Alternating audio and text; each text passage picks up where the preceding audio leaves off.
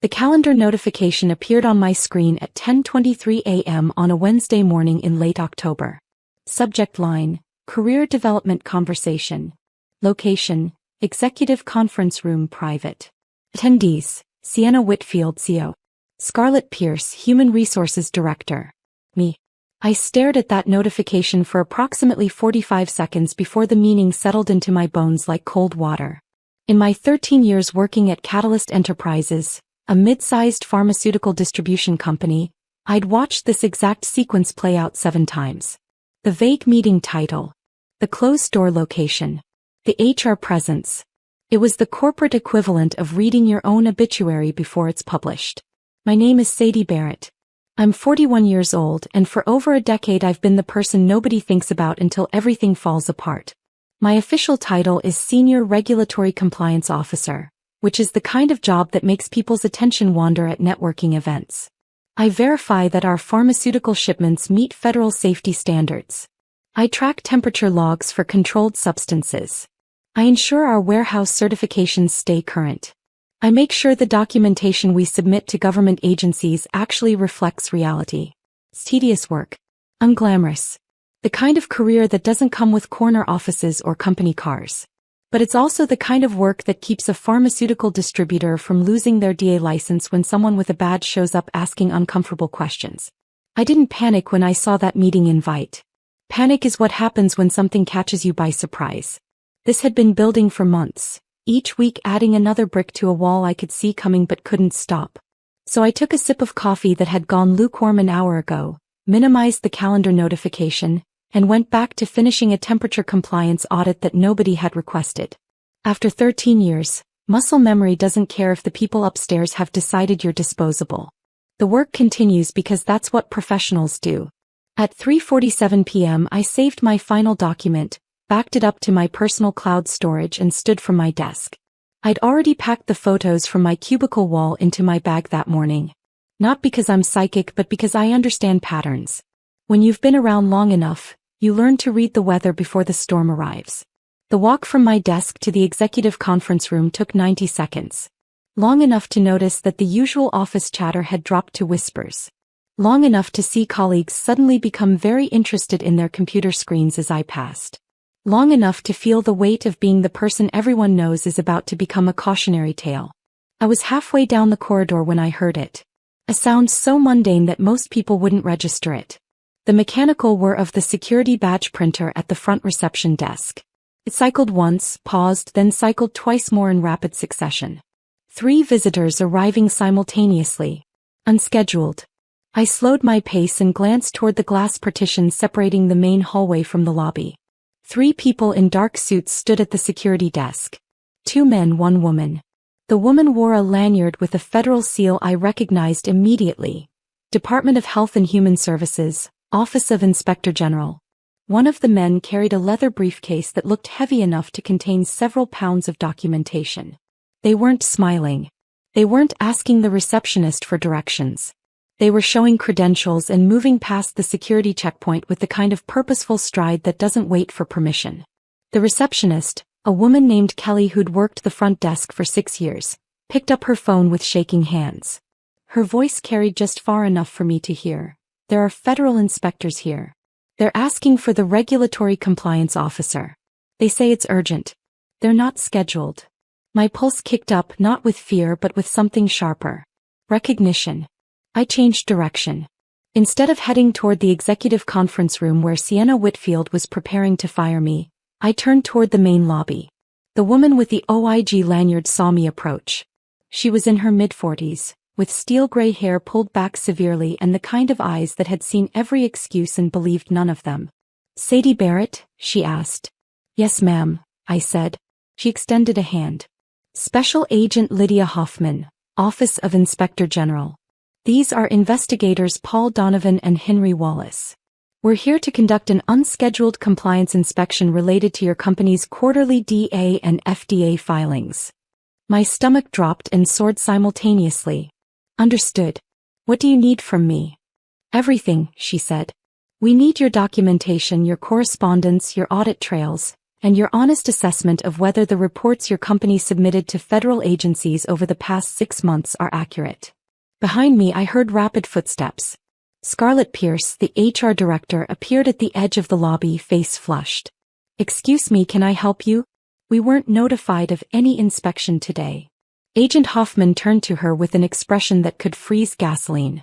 "Federal inspections under Title 21 don't require advance notification. We're here under statutory authority to examine compliance records. Your cooperation is mandatory, not optional." Scarlett's mouth opened and closed. "I need to notify RCO." "You do that," Hoffman said. "In the meantime, we'll be speaking with Ms. Barrett. I assume there's a private space available." "Conference room 3, I said. "Down this hall, second door on the left." Hoffman nodded. "Lead the way."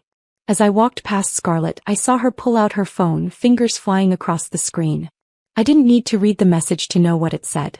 Within 30 seconds, every executive in the building would know that federal investigators had arrived unannounced and were currently sequestered with the regulatory compliance officer who was supposed to be fired in 13 minutes. Conference room 3 was small, windowless, and equipped with a table that could seat 6 people uncomfortably. Hoffman took the head of the table. The 2 investigators sat on either side. I sat across from them. Hoffman opened her briefcase and pulled out a thick folder. "Ms. Barrett, let me be direct. 3 weeks ago, your company filed its quarterly compliance report with the DA regarding controlled substance handling and storage. That report included certifications for temperature monitoring, security protocols, and staff training completion." She pulled out a document and slid it across the table. I recognized it immediately. Our Q3DA filing. My name was on the certification line at the bottom. "That's my signature," I said. "Did you personally verify every item in this report before you signed it?" she asked. I looked at the document. At the neat checkboxes marking everything complete. At the date stamps that looked perfect on paper. Then I looked up at Agent Hoffman. "No," I said. "I did not." Investigator Donovan leaned forward. "Can you explain that?" "I can," I said. "And I will. But first, I need to know if you're recording this conversation." Hoffman nodded. "Audio recording only for documentation purposes. You're not under investigation, Ms. Barrett. We're here to determine whether your company is in compliance with federal regulations. Your cooperation is voluntary, but it would be helpful." "I'll cooperate," I said. "But I want it on record that I'm about to tell you things that directly contradict what my employer reported to your agency. And I want it on record that approximately 10 minutes ago, I was scheduled to be terminated." The 3 federal agents exchanged glances. "You were scheduled to be fired today?" Hoffman asked. "4 p.m., I said. "Executive conference room. The meeting invite went out this morning." Fletcher, who'd been silent until now, spoke up. "Did your employer give you a reason for the termination?" "Not officially," I said. "But I can tell you the real reason. I've spent the last 4 months trying to stop them from submitting false compliance reports. I documented every warning I sent. I have email threads, audit notes, and internal memos showing that I repeatedly flagged violations that management chose to ignore or override." Hoffman's expression didn't change, but I saw something shift in her posture. Interest sharpening into focus. "Start from the beginning," she said. "And don't leave anything out." So I did. I told them about Sienna Whitfield's arrival 6 months earlier. How the board of directors had brought her in from a consulting background with instructions to modernize operations and increase efficiency. How her first company-wide meeting had been full of phrases like disrupting outdated workflows and empowering teams to move at market speed. I told them how within her first month she'd restructured the entire operations department, bringing in new managers from outside the pharmaceutical industry.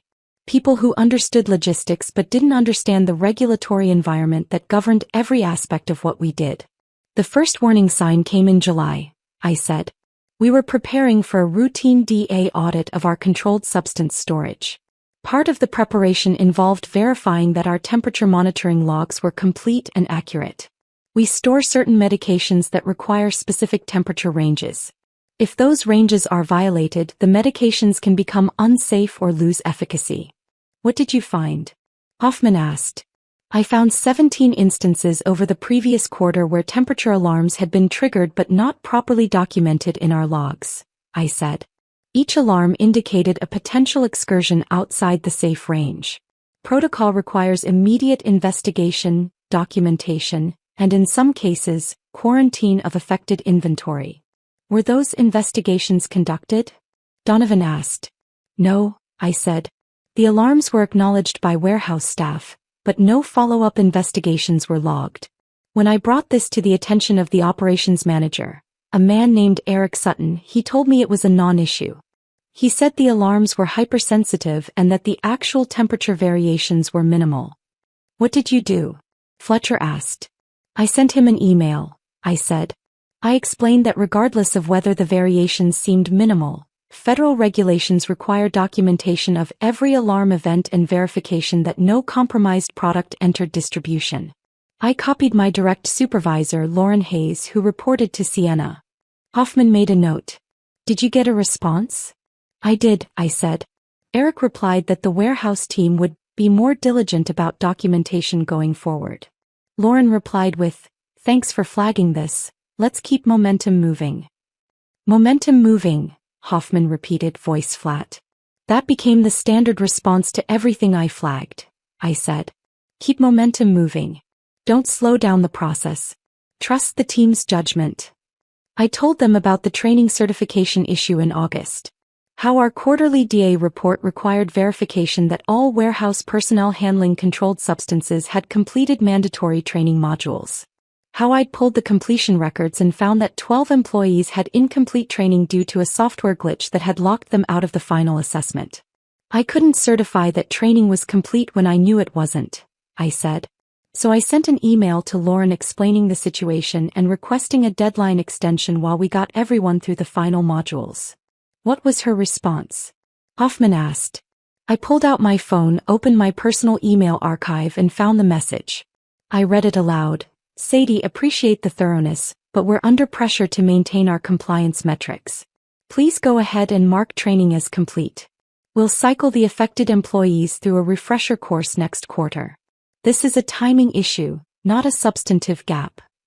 Did you mark it complete? Fletcher asked. No, I said. I replied that marking incomplete training as complete would constitute falsification of federal records. I said I couldn't sign off on it. How did that go over? Donovan asked drily. Lauren called me into her office the next day, I said. She told me I was developing a reputation for being inflexible. She said Sienna was trying to build a high-performance culture and that I needed to be more of a team player. She said the word, technically, a lot. As in, technically you're correct, but we need to be pragmatic here. Hoffman's jaw tightened. What happened with the training certification? I refused to sign it, I said. So Lauren signed it herself. She has signatory authority as the compliance supervisor.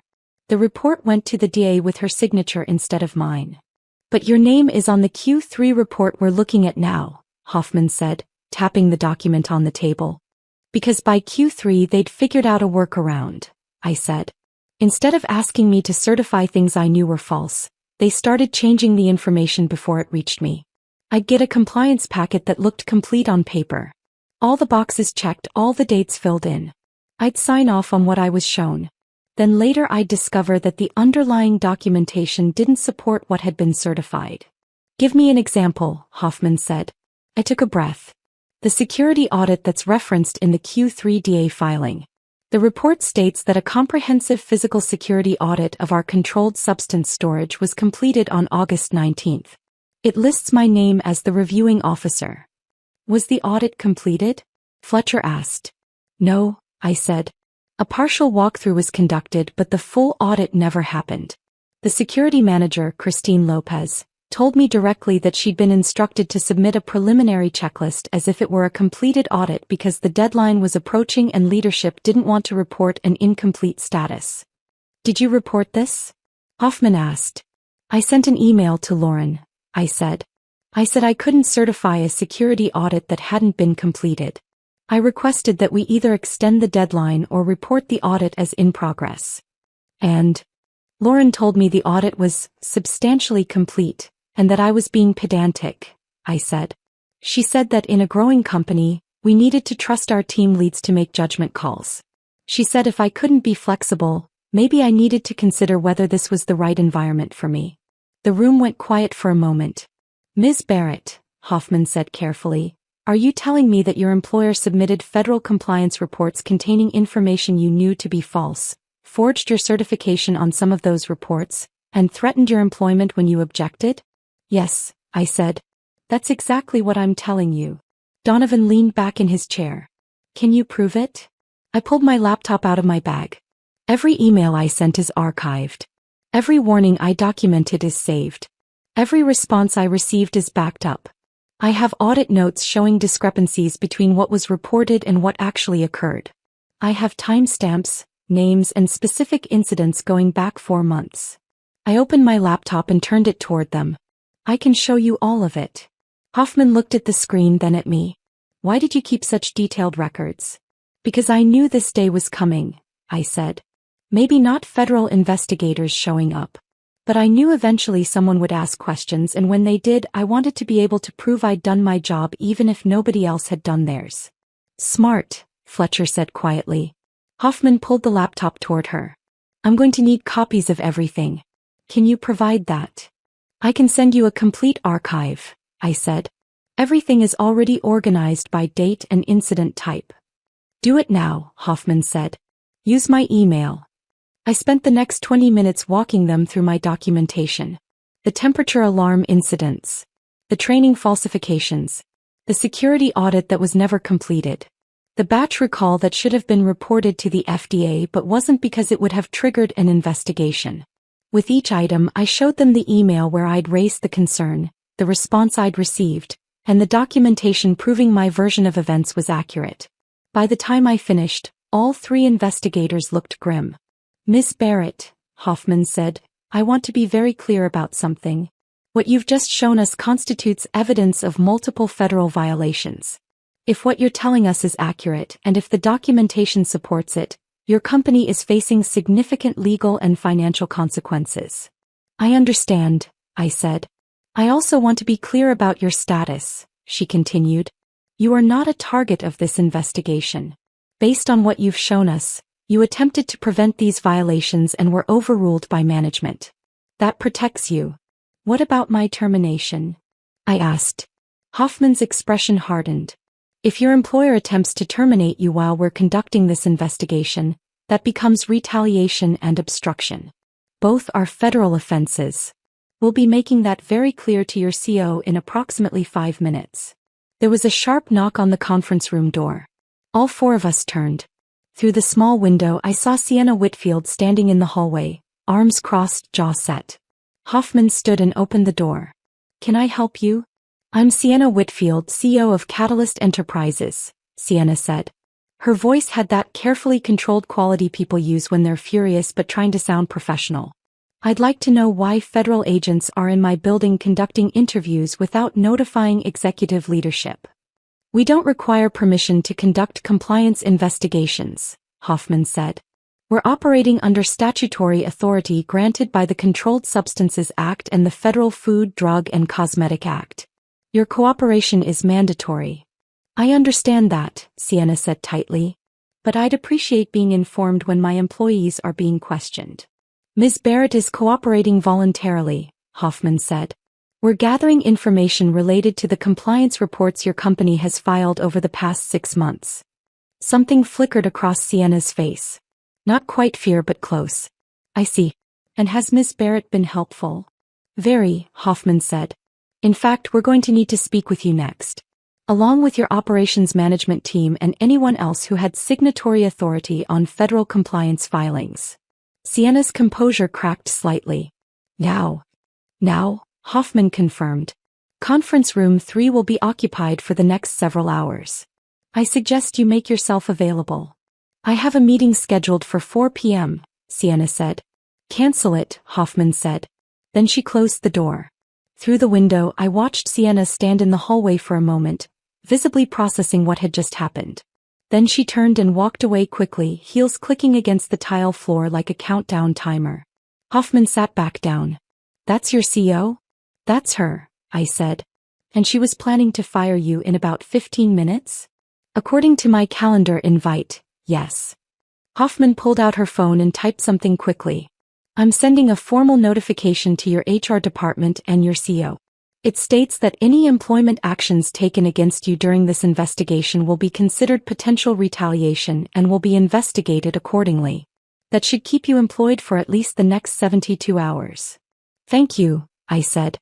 Don't thank me, Hoffman said. Thank yourself for keeping records. Without your documentation we'd be looking at a lot of he said, she said arguments. With it, we have a paper trail that's going to be very difficult for your employer to explain away. Donovan stood. We're going to need to interview your colleagues. Starting with Lauren Hayes and Eric Sutton. Can you tell us where to find them? I gave them office locations. They left to begin pulling people in for questioning. Hoffman stayed behind, studying me with an expression I couldn't quite read. Off the record, she said, how long have you known this was all going to come crashing down? Since July, I said. Maybe earlier. There's a rhythm to these things. When leadership starts prioritizing speed over accuracy, when they start treating regulations as suggestions instead of requirements, it's only a matter of time before something breaks. Did you ever consider leaving? She asked. Every day for the past 4 months, I said. But if I left, there'd be no one pushing back. No one documenting the problems. And when the inevitable audit came, the company would be able to claim ignorance. They'd say they didn't know there were issues. But with me here on record repeatedly raising concerns, they can't claim ignorance. They can only claim they chose to ignore the warnings. Hoffman nodded slowly. You stayed so you could be a witness. I stayed because someone had to, I said. She closed her briefcase. You're free to go back to your desk, Ms. Barrett. We'll likely need to speak with you again over the next few days. Keep your phone on. I left conference room 3 and walked back to my cubicle. The office was in chaos. People huddled in small groups, whispering frantically. Managers hurried past with panicked expressions. Someone from IT was being escorted toward the conference rooms by Investigator Fletcher. When I sat down at my desk, I noticed that the calendar invite for my 4 p.m. termination meeting had been deleted. No explanation, no reschedule notice. Just gone. I opened my email. There was a message from Scarlett Pierce in HR, sent at 4:03 p.m. Sadie, the meeting scheduled for this afternoon has been postponed indefinitely. Please disregard the previous invitation. We'll be in touch regarding next steps. I read it twice, then archived it. At 4:47 p.m., Lauren Hayes walked past my cubicle. She looked like she'd aged 10 years in the past hour. Her eyes were red. Her hands were shaking. She didn't look at me. At 5:15 p.m., Eric Sutton was escorted out of the building by building security, carrying a cardboard box. I later learned he'd been placed on immediate administrative leave. At 6:30 p.m., most of the office had cleared out. The federal investigators were still conducting interviews.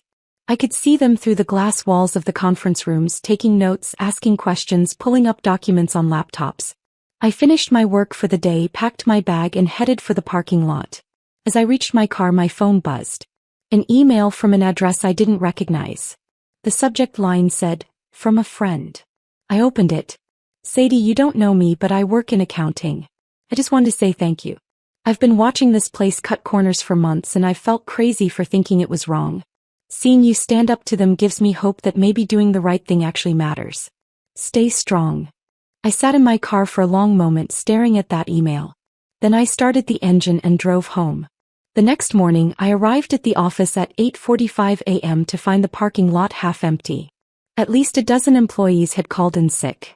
The grapevine had worked overnight. Everyone knew federal investigators were tearing the company apart, and no one wanted to be the next person called in for questioning.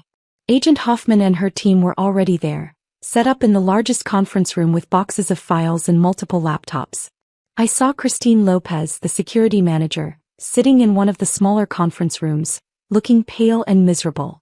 At 9:30 a.m., I received an email from the chief financial officer, a man named Austin Webb. Subject line, urgent meeting request. I walked to his office. He looked exhausted, with dark circles under his eyes and a coffee mug that had been refilled so many times it left rings on his desk. Sadie, he said, gesturing to a chair. Thank you for coming. I know this is a difficult time. Is it? I asked mildly. He winced. Fair point. Look, I'm going to be direct. The board met via emergency session last night. We've been going through the documentation that the OIG investigators requested. And we've also been reviewing the emails you sent over the past 4 months. And? I said. And you were right, he said. About everything. The temperature monitoring gaps, the training falsifications, the incomplete audits. All of it. I know, I said. He rubbed his face. Sienna is being terminated effective immediately. Lauren is being placed on administrative leave pending further investigation. Eric Sutton has already been let go. We're bringing in an outside compliance consulting firm to conduct a full internal audit of every filing we've submitted in the past 2 years. That's a start, I said. The board wants you to lead the remediation effort, he said. Full authority over all compliance operations. Direct reporting line to me and the board.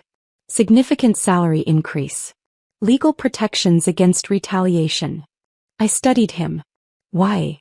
Because you're the only person in this building who actually understands what compliance means, he said. And because the OIG investigators made it very clear that if we don't fix this immediately and completely, we're going to lose our DA license. Without that license, we can't distribute controlled substances. Without that revenue stream, this company folds within 6 months. So you need me, I said. Desperately, he admitted. I'm not going to pretend this is about doing the right thing, Sadie. This is about survival. But that doesn't mean I don't recognize that you were trying to protect this company while everyone else was tearing it apart. I leaned back in my chair. I'll need a few things. Name them, he said. First, I want hiring authority. If I'm rebuilding the compliance department, I'm hiring people who understand that regulations aren't obstacles to work around. Second, I want veto power over any operational decision that impacts regulatory compliance. If I say something can't be done, it doesn't get done regardless of what operations or finance wants. Third, I want quarterly reviews with the board where I present compliance status directly, without any filtering from executive management. Austin pulled out a notepad and started writing. Done, done, and done. What else? I want a formal apology, I said. From you, from the board, and in writing. Not because I need it emotionally, but because I want it on record that this company acknowledges it ignored multiple warnings and retaliated against the person who tried to prevent a federal violation. He stopped writing and looked up at me. You'll have it by end of business today. Then I'll take the position, I said. He exhaled, looking relieved. Thank you. Don't thank me yet, I said. You have no idea how much work this is going to take. I left his office and went back to my desk. Over the next 2 hours, I drafted a preliminary audit plan, a list of immediate corrective actions, and a proposal for restructuring the entire compliance department. At noon, Agent Hoffman found me. Do you have a minute? We stepped into an empty conference room. I wanted to give you an update, she said. We've completed initial interviews with your management team. Based on what we've found, we're escalating this to a full criminal investigation. The Department of Justice will be involved. My stomach dropped. Criminal. Knowingly submitting false information to federal agencies is a crime, she said. So is retaliating against an employee who reports violations. We have email evidence showing that multiple executives were aware of the inaccuracies and chose to proceed anyway. What happens now? I asked. Now we finish our documentation, compile our report, and refer the case to DOJ, she said. That process will take several weeks. In the meantime, your company will be under increased scrutiny. Random audits, quarterly reporting requirements, the works. And me. You're protected, she said. Both by federal whistleblower statutes and by the fact that you're a cooperating witness. If anyone tries to retaliate against you now, they're adding charges to an already serious case. She handed me a business card. My direct number is on there. If anything happens, anything at all that feels like retaliation or intimidation, you call me immediately. Understood, I said. He studied me for a moment. Can I ask you something personal? Go ahead, I said. Why didn't you go to the authorities sooner? She asked. You had documentation of violations for months. Why wait? Because I hoped they'd listen, I said. I hoped that if I kept pushing, kept documenting, kept raising the alarm, someone in leadership would wake up and realize what was at stake. I didn't want to be the person who brought federal investigators down on my own employer. I wanted to be the person who prevented the need for federal investigators. But they didn't listen, Hoffman said. No, I said. They didn't. She nodded. For what it's worth, you did everything right. You tried to fix it internally. You documented every step. You gave them every opportunity to correct course. They chose not to. What happens next is on them, not you. She left. I sat alone in the conference room for several minutes, processing everything. Then I went back to work. Over the next 3 weeks, Catalyst Enterprises transformed into something unrecognizable. The federal investigation expanded. More agencies got involved. The DEA, the FDA, the Department of Justice. Investigators became a permanent fixture in the building. Entire departments were placed under review. Sienna Whitfield was gone by the end of week 1. Lauren Hayes resigned rather than face termination. Eric Sutton hired a lawyer and refused to speak to anyone without legal representation present. The board brought in an interim CO, a woman named Carolyn Winters who'd spent 30 years in pharmaceutical compliance and had 0 patience for corner cutting. Her first act was to halt all shipments for 72 hours while we conducted a comprehensive audit of our inventory and documentation. I don't care if it costs us contracts, she told the operations team during her first meeting. I care about not going to prison. I was promoted to Vice President of Regulatory Affairs and given an office with actual walls instead of cubicle partitions. My new team consisted of 6 people I personally recruited from other pharmaceutical companies, all of them with strong compliance backgrounds and 0 interest in playing fast and loose with federal regulations. We spent weeks rebuilding systems that had been broken or bypassed. We implemented new training protocols, new audit procedures, new documentation requirements. We brought in external consultants to verify our work. We voluntarily disclosed additional violations we discovered during our internal review, because hiding problems was what got us into this mess in the first place. It was exhausting. Demoralizing at times, especially when we'd uncover yet another instance of falsified documentation or ignored warnings. But it was also necessary. 3 months after the investigation began, I received a call from Agent Hoffman. I wanted to give you a heads up, she said. The DOJ is moving forward with criminal charges. 3 individuals are being indicted. Your former CEO, your former compliance supervisor, and your former operations manager. My breath caught. Indicted for what? Conspiracy to defraud the United States, making false statements to federal agencies and obstruction of justice, she said. If convicted, they're each looking at significant prison time and financial penalties. And the company? I asked. The company is facing civil penalties, she said. Fines totaling approximately $2,300,000. Plus enhanced monitoring requirements for the next 5 years. But because you've been cooperative and because you've implemented substantial corrective measures, the government isn't pursuing criminal charges against the company itself. That's something, I said. It's more than something, Hoffman said. In cases like this, companies often get shut down entirely. The fact that Catalyst is surviving is directly attributable to the documentation you provided and the cooperation you've offered. I didn't do it to save the company, I said. I know, she said. You did it because it was right. But the result is the same. Your company gets to continue operating, hundreds of people keep their jobs, and the individuals responsible for the violations are being held accountable. She paused. I also wanted to tell you that your case is being used as a training example in our office. What to do when you see violations, how to document them properly, why speaking up matters even when it's difficult. I appreciate that, I said. One more thing, she added. If you ever get tired of private sector work, give me a call. The OIG is always looking for people who understand compliance and aren't afraid to enforce it. I thanked her and ended the call. That evening, I sat in my new office after everyone else had gone home, looking at the stack of corrective action reports on my desk. We'd made progress, significant progress, but there was still so much work to do. My phone buzzed. A text from an unknown number. This is Lauren Hayes. I know you probably don't want to hear from me, but I wanted to say I'm sorry. You were right about everything and I was too afraid to admit it. I cost you your peace of mind and almost cost you your career. That's on me. I hope you're okay. I stared at that message for a long time. Then I deleted it without responding. Some apologies come too late to matter. 6 months after the federal investigation began, I was invited to speak at a pharmaceutical compliance conference in Chicago. The topic was building a culture of compliance in high-pressure environments. I almost declined. Public speaking wasn't my strength, and reliving the experience wasn't something I particularly wanted to do. But Carolyn Winters, our CEO, encouraged me to accept.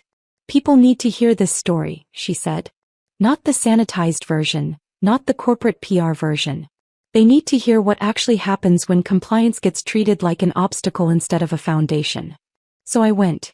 The conference room was packed. Approximately 200 compliance professionals, all of them with similar stories of being ignored, overruled, or dismissed. I could see it in their faces before I even started speaking. I told them everything. The ignored warnings, the falsified reports, the retaliation, the investigation, the indictments. I showed them actual emails from my documentation with names redacted. I explained how I'd organized my evidence, how I'd protected myself, how I'd survived. When I finished, the room was silent for several seconds. Then someone in the back row stood up and started clapping. Then another person. Then another. Within seconds, the entire room was on their feet. I stood at the podium, stunned, as 200 compliance professionals applauded, not because I'd done something heroic, but because I'd done something they all wished they could do. I'd stood my ground when everyone else was demanding I step aside. After the